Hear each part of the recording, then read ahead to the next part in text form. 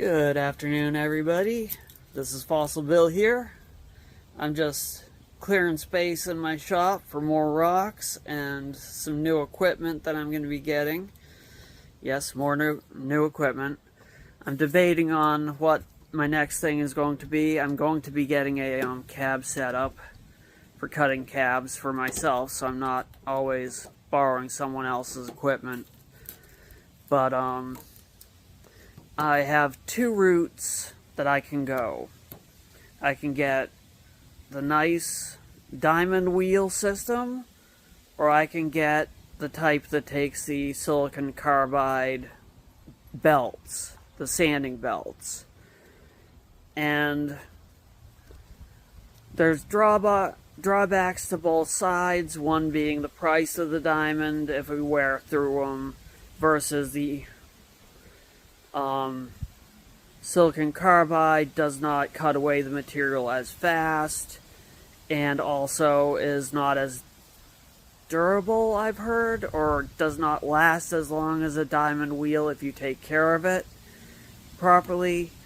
But both are to be worked wet, and I'll be working on them in the basement. And anyways, so that's where I'm going with the new equipment idea. But that being said, while I'm cleaning out down there, I found some material that I had forgotten that I had ever had. And we're talking about material from like 20 years ago, and it just so happens that it's a couple of thunder eggs. Now, I acquired these when I was living in Bloomington, Indiana, and we had cut one of them open. Here's the one that we had cut open. You can see the core exposed because the rhyolite had been chipped. But I'm going to pour water on it here. I'm going to pause the video and pour water so you get to see it as it would be polished right when I open it up, because I've never had a chance to polish these up. This one here is not even cut open yet. But I'm guessing that these were from Richardson's Ranch. Richardson's Ranch was open back in the day, back that long ago, and these are the blue opal filled thunder eggs, which are very well known from their opal beds, opal producing thunder egg beds. So it's like, I didn't even know I would be moving here, but I already was on my way to collecting some of the cool material from here 20 years ago, before I even thought about moving out here. My cousin hadn't moved out here yet, and he was still working for a law firm in Greater Boston. So, just one of those things.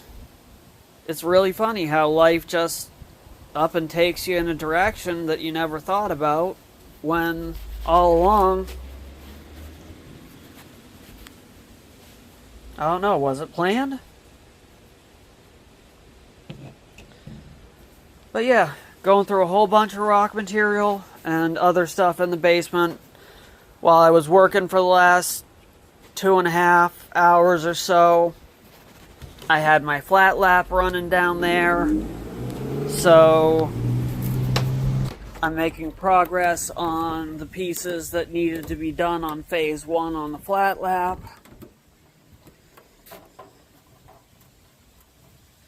Which really needs to be completed.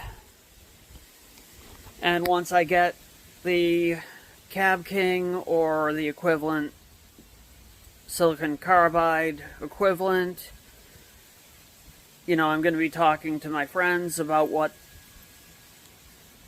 the drawbacks of each side is, pros and cons. I'll be watching YouTube videos for a little while on what other people have to say about what the differences between the two, and I'll go with what I think is best for what I want to do and how I operate, because I don't always do the same thing everyone else does. And I'm not looking to do the same thing that everyone else might be looking to do. But on the other hand, I am looking to make some pretty nice cabochons. Everybody that got a chance to look at my Richardson's Ranch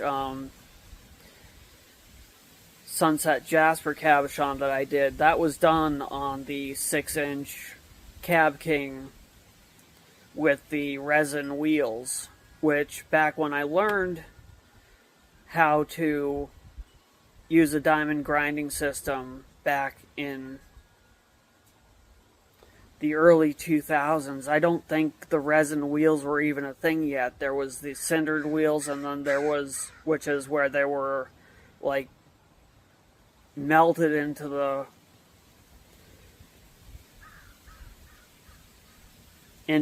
metal, cast into the aluminum, and then there was the ones that were plated on, which is basically the higher end of the ones available now are plated or coated on and fused on with metal, where the enamel ones are held in place with like epoxy resin, which is a newer technology than what I learned on. So I'm not 100% sure about them, but they seem to work really good for what little I've used them. And they're also much less expensive than they used to be. When it was like the sintered ones back in the day, it was like over $200 for one of those. And the plated ones were over $100 still, and you know, you could get real cheap ones from China, like under $100, but they would be junk, basically. And now it's like $80 for a plated one with them on through plating process, and it's like $50 and change for one that's got the resin coating. So it's really come down in price. Well, for the 6-inch. And there's also 6-inch wheels and the 8-inch wheels. The 8-inch system is almost twice the price of the 6-inch system. The one I did the Sunset Jasper on was a 6-inch system, and I'm completely happy with using 6-inch. All I see that's really a difference between the 6-inch and the 8-inch is the fact that the outer edge where the grinding surface is spins at just a little bit higher speed because it's a little bit further out from the center of rotation. I may be wrong, it may do more than that, but that's all I see based on physics and such like that. But it may make a whole lot more difference, I just don't know. If anyone does have anything to say on it and elaborate on that, feel free to in comments. And have a great rest of your day. Hope you enjoyed my little trip down memory lane. And stay in touch. I'll keep you posted. Until then, take care, happy hunting, and keep doing what you do best.